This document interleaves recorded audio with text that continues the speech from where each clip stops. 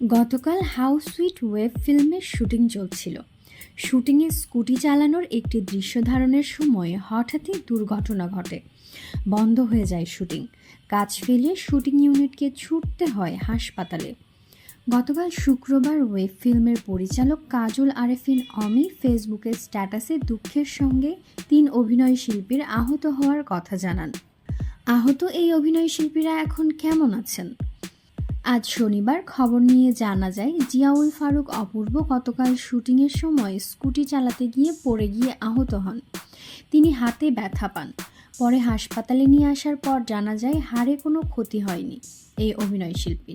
কিছু পরীক্ষা নিরীক্ষা করা হয়। পরে বিশ্রাম শেষে গতকালই তিনি বাসায় চলে যান। হাতে ও পায়ে আঘাত পান অভিনেত্রী তাসনিয়া ফারিন। তার হাত ও পায়ের কিছু অংশ কেটে যায়। তবে দ্রুত হাসপাতালে নিয়ে আসায় ও চিকিৎসকের পরামর্শে তিনি বর্তমানে সুস্থ আছেন। তবে বিশ্রাম নিতে হবে। গতকালই বাসায় ফিরেছেন, জানালেন আহত আরেক অভিনেতা সাইদুল রহমান পাভেল। তিনি পাভেল নামেই পরিচিত। গতকাল পরিচালক কাজল আরেফিনের ফেসবুক স্ট্যাটাসের সূত্রে জানা যায়, দুর্ঘটনার সময়ে পাভেল রহমান সবচেয়ে বেশি আঘাত পেয়েছেন। আজ পাভেলের সঙ্গে কথা বললে জানা যায় তার অবস্থা গুরুতর ছিল। সবচেয়ে বেশি আঘাত পেয়েছিলেন তিনি। বর্তমানে অনেকটাই সুস্থ, তবে এখনও বুকে ব্যথা রয়েছে।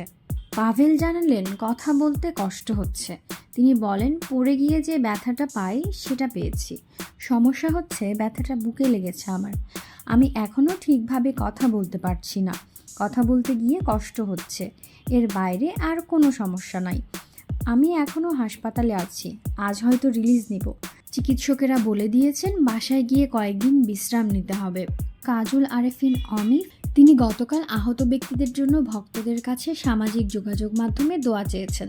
তিনি ফেসবুক স্ট্যাটাসে লিখেছেন, আমরা অনেক কষ্ট করে একটা সুন্দর কাজ বানাই। এই কাজটার জন্য আমরা কত কষ্ট করেছি আর করছি সেটা আপনারা কাজে দেখলে বুঝতে পারবেন। তিনি আরও লিখেছেন, আমি সত্যিই কৃতজ্ঞ আমার টিমের সকলের প্রতি, যারা আমার উপর আস্থা রেখে নিজের সবটুকু দিয়ে চেষ্টা করেছেন একটা সুন্দর কাজ দর্শকদের উপহার দিতে। হাসপাতালের বেডে শুয়েও আমার আর্টিস্টরা ভাবছে কিভাবে বাকি কাজগুলো সুন্দর করে শেষ করা যাবে। প্রতিটা ডিপার্টমেন্টের সবাইকে অনেক অনেক ভালোবাসা।